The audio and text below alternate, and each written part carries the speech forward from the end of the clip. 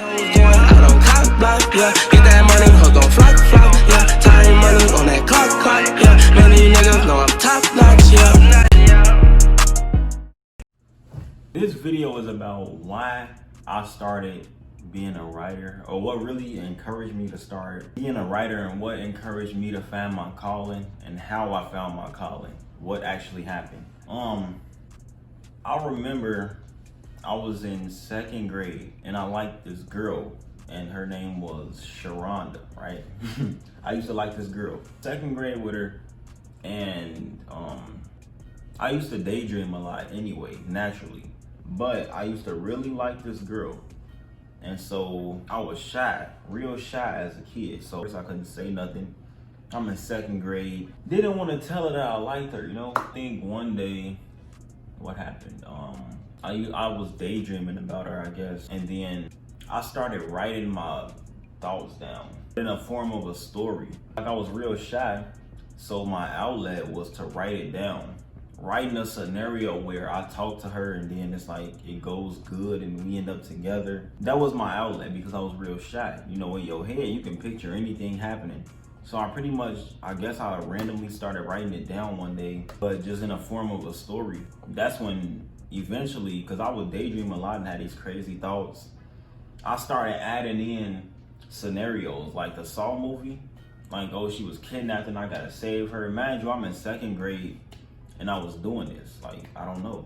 Like, I would write like a 3-page story about me and her, 5-page story about me and her. Then I remember I finally wrote a 10-page story. I thought that was so crazy. And it is, because like a lot of people cannot write a 10-page story. People can't even write a paper. And I was in 2nd grade doing a 10-page story about me and a girl I liked. Didn't have no high vocabulary, you know, I'm in 2nd grade. I was real smart as a 2nd grader, but that's not even the point. It's the fact that I was really able to come up with something like that. So it's real crazy when you think about it. I'm like, dang. And now I'm 20 years old. I never stopped writing since then. Like, I probably had a drought, you know, but the writing and the process and wanting to tell a story that never left my head. And it's crazy because, like, even before that, I remember my mama used to take me to this laundromat. And I used to tell this lady my dreams. I guess she was cool with her. And I used to tell this lady my dreams. And I thought about that recently. I called my mama up and I'm like, man, do you remember this? And I used to tell the lady my dreams. She used to call me the dream boy because I would tell her my dreams. It was crazy. And I thought back on that recently and I'm like, dang, that was the first little spark as far as me writing stories or telling stories. Like, that was the first start, telling my dreams to people, telling it to her. I guess that's when the whole 2nd grade thing happened, because when I was telling her that, I hadn't even started school. And I know preschool, kindergarten, because I skipped preschool, kindergarten, and most of 1st grade. I didn't go to preschool, I didn't go to kindergarten, and then I started 1st grade in like March, like way later in the year. Somehow I caught up and I was like the top of the class in 2nd and 3rd and 4th grade. But yeah, I skipped those grades. But that time I was just telling her my dreams. Then that sparked going to school. Then 2nd grade, I ended up doing that. And what's crazy is I ended up with this girl, the girl Sharonda, in 2nd grade. I ended up getting with her halfway through a day. This was February 1st. I still remember the day. February 1st, 2009. Or no, that was 2008. February 1st, 2008. Because I was 8 years old. Yeah, it was February 1st, 2008. That was the day I got with her. And I think on February 2nd, the very next day, I was getting ready for school. I still remember this day. I was getting ready for school. And you know, Chicago started the whole DCFS, adopted that whole situation. That ended up happening. So I literally got with this girl. And the very next day I was adopted, and then I never spoke to her again because, mind you, I'm young.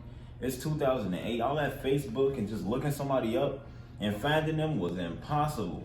So I never spoke to her again. I didn't have no phone. Never spoke to her again, never saw her again. I just know I got with her halfway through the day. The morning of February 2nd, 2008, I was adopted.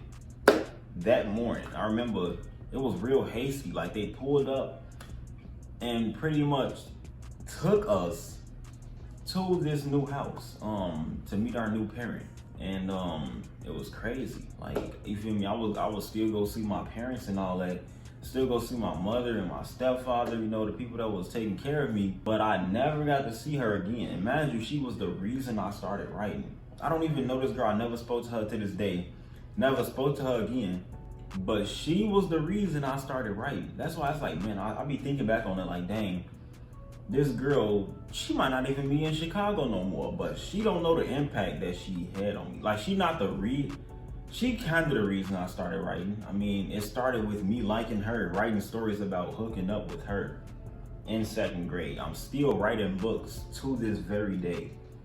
So that's real crazy when you think about it. The girl, like, bro, and it's crazy because the first day I got with her, the very next day I never see her again. Like, you spark my writing, I get with you for half of a school day, and then the next morning I never see you again. No explanation, it's just nothing.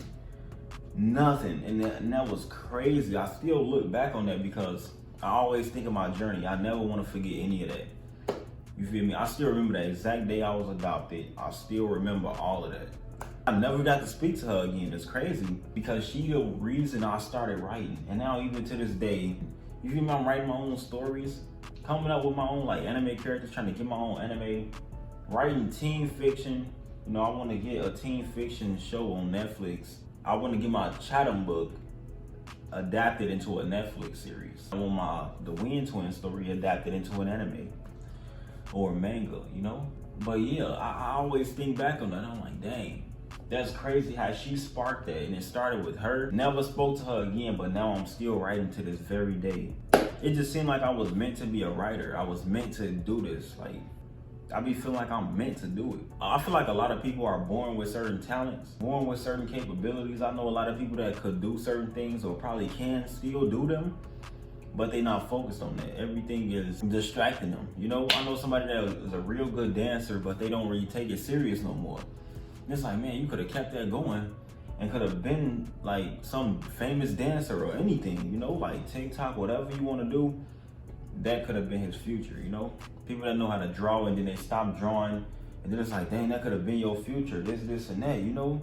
That's why I'm glad I never stopped writing because I love it. Even when I'm having writer's block or even when I can't really think of nothing to write or I'm not in the mood to do it and I take like 2 weeks off, 3 weeks off, 4 weeks off, I know that I will never stop doing that. I know that I will never stop writing. I want to continue to tell stories and tell other people certain things. Even as a kid who was real shy, I didn't even want people reading my books when I was younger. I used to write in my composition book. Never wanted anybody to see any of my works. Now I got it on Wattpad, I can put it out there, put my ideas out there into the world. And I got a lot of people that support me. But I really just wanted to touch on what sparked my writing and pretty much just tell you that if you got something that you passionate about, just keep doing it and don't worry about what nobody think. You know how many people, bro, I swear to God, in 6th grade, this girl must have picked up my composition book and she wrote in it. When I got back to my composition book, I opened it and on the front page with all my writing on it, it said, if it was a 3-letter word, real big, G-A-Y. She put gay on the front page. I still remember the girl name. Now I could have looked at that and been like, man, somebody's looking at me this way because I'm writing this, or oh, she wrote gay in my book. You know, like, and there's a lot of people that might think what I'm doing is lame or whatever the case. I never cared about none of that. And okay, so I definitely lied because I went through a time where I cared about what everybody thought. I can't never say that I never cared because that would be a lie. I definitely cared about what people thought about me for sure. I done been judged so many times. Like even being younger, they used to try to prescribe me with pills, putting me on Ritalin and all this other stuff. Like, bro, we all got our own story. We all got our own things that we done been through. You got your own obstacles. At the end of the day, I never stopped doing what I was doing. And I want this to be my outlet. My way of coping with it is writing about it. So any heartbreaks I went through, I would write about it. My imagination, just my wild imagination, write it down. You know, that was my way of coping with the world I was born into. Me being shy as a kid, I was writing things down. writing a different, like my imagination was always crazy. Never lose that inner child that's in you. You got a lot of things you talented in, a lot of things you took a hold of, but life and reality probably hit you, and now you don't come into terms with your child, your inner child. That's why a lot of people give up on their dreams and just settle for a job. They don't want you thinking like, oh, you doing this, you doing that, you still watching these shows. I'm trying to get my own show now. So if I would listen to people saying anime is lame, I would have never been able to write my own story and get my own characters out there. I got a guy that's been drawing my characters for me for free. He's all the way in Brazil and he draws my characters out. My own personal characters for my own personal story that I want made as an anime. He draws my characters for free. One time I wanted to pay him and he said no, he didn't want me, he didn't charge me, even when I offered to pay. That is real love, and he's all the way in Brazil. And people with big dreams believe in other people with big dreams. That's what they mean by you have to change your surroundings. You gotta find like-minded people. He's all the way in another side of the world. And he rocks with me and I rock with him. I love that man. I never met him before, but you kept me going. I probably would have gave up. Somebody that was willing, like I'll text you, can I get this picture? Can you draw this? And they do it. No questions asked, it's never a no. I swear to God, he never said no to me. That is love right there. And I never met him, he never met me. He has no loyalty towards me, or shouldn't, and doesn't have no reason to. But somebody with big dreams believed in another person with big dreams. And that's just what it is. You show your intuition and you show how bad you want something. There's people out here who will believe in you. You just gotta show how bad you want it. You gonna want it or you don't want it, and it's gonna show. Regardless of what you say, your actions and what you do, how bad you want something will show. Just stick with what you're doing, man. Don't never let that inner child go, because a lot of people let that go. That talent that they had that was real good at dancing, drawing, reality hits them and then they say forget it.